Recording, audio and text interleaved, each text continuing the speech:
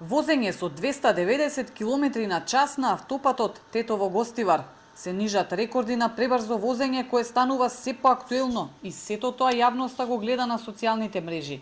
Последното, кое е објавено на TikTok, прикажува како млад возач вози со 290 км на час, но во видеото се забележува дека ова не му е прв пат.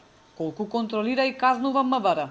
Портпаролот Тони Ангеловски, кој денеска беше во Тетово токму да информира околу контролите за пребрзо возење, вели дека и овие случаи се санкционирале, но не кажа никакви детали.